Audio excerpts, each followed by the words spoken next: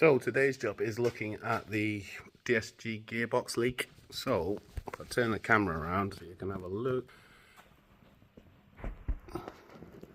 So here is where I've got a leak. Now I don't know how that's going to come out because that is like crusty beyond getting out maybe. But it was leaking underneath here. So I've got a brand new cover for that, a new gasket. But I don't think that's going to be the issue. I think the issue is going to be getting these bolts out. But we'll give it a go. I think you took kids for me. Oh, nice. Do you know what, Chris? Just thinking about it, I fucking might as well put that secondary air pump on. So, the morning after repair, swapping for a new cover, it seems that it's still dry. So, I think we can safely take that off the list and put it as a good job. The parts, of course, I will put links in the description where I got the brand new case from and also the OEM bolts, because as you'll see from the previous video before I took it off, these ones were absolutely rotten. So again, along with the Mecatronic cover replacement, because of that leak, with the help of Barnsley TT Parts, I'll put a link in the description if I can, because they're on the Facebook forums, that sort of thing. The other thing that I hadn't got round to putting back on was the secondary air pump. So essentially the car on cold start was sort of like go and then drop down, so it'd go above 1,000 revs, then drop down a little bit, not for a long period of time, and then sort of for a few moments, I don't know how to explain it. So yeah, so the secondary air pump's on now. So I'm just going to see whether or not the car still judders. So let's have a look. So let's see if the secondary air pump being back on the car has actually fixed that intermittent sort of issue where it feels like it's suffocating a little bit. So let's give it a turn.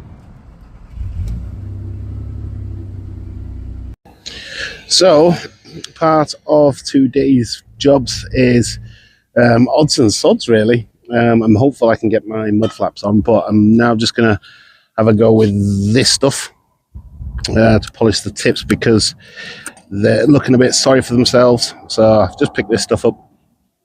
It's meant to be really good. So if we get a nice zoom in on that, as you can see, my tips are.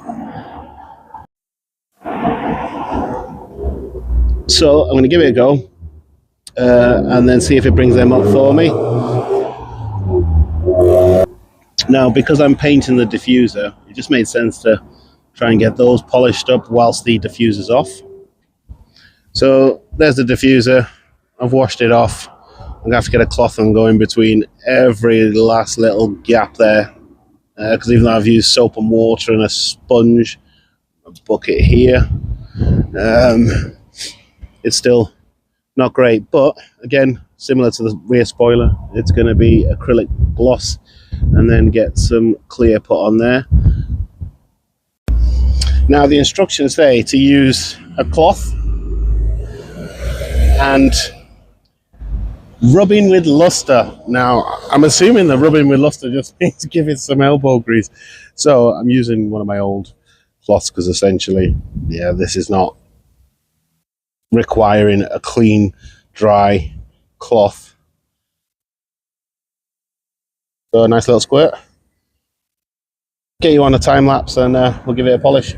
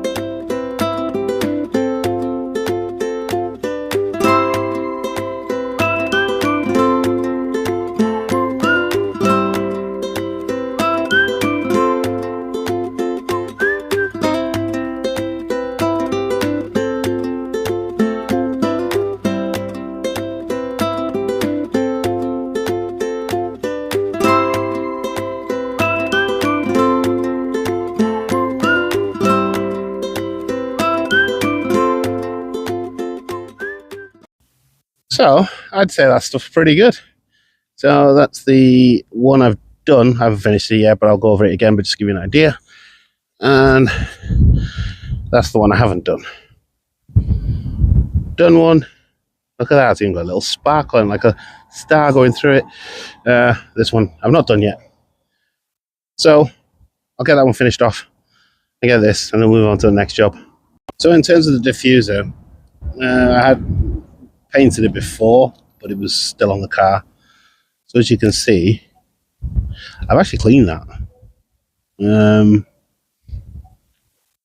But hey ho. We'll see how this lot turns out.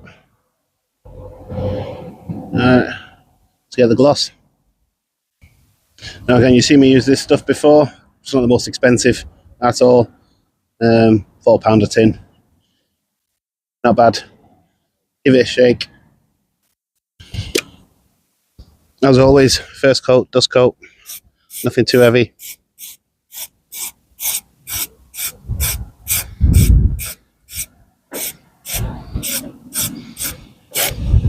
Now you could argue you don't really see this, but in some ways you do. So, with that in mind, time lapse.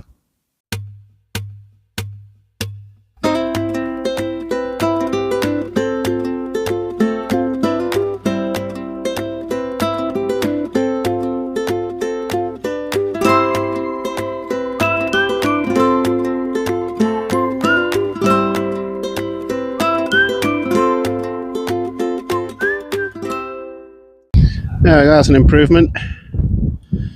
So leave that to dry now, and then maybe put another coat on it. Leave it to dry. Got a little bit of sanding to do there. When it does dry, flat it out, but it's glossy. So while we wait for that to dry, we'll move on to the next bit. In terms of the front splitter, that was gloss black, but I didn't quite like it. So I thought I'll colour code it. So that's now the same colour. If you look here, all these little white marks. So they're all little paint chips, but that's compound that's gone in there. So my theory was if I could sand it down and then just put clear over it, it would work. But it didn't. So I've had to paint where I sanded there and along here. So that's dry enough now, it's ready for clear. So make sure there's no lumps on it. Let's stick some clear on it.